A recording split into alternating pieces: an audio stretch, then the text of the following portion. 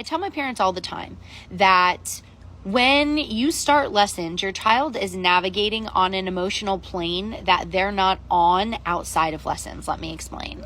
When it comes down to a child being upset in day-to-day life, there are always options, right? If they're not happy about something, we typically redirect, distract, we give them options. Maybe it's, options that we're comfortable with offering as a parent for them to choose from, but there's always options when a child gets upset in day-to-day life.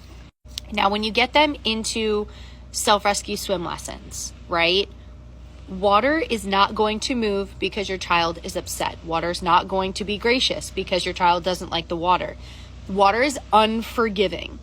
So unfortunately, during these lessons, many parameters are a hard limit, right? You have to float. You need access to your air.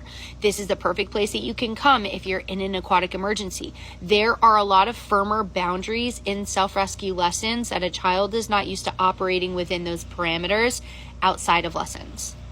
So when we get them in lessons, they're going to be super emotional, of course, because they're operating within an emotional plane or being within stricter boundaries that they're not used to existing in outside of lessons. So it's not fair to put or confine them into an emotional bubble that they exist in outside of lessons, because the expectations and the parameters are different within lessons. They have to learn those boundaries and expectations in lessons before they can bring those emotions down.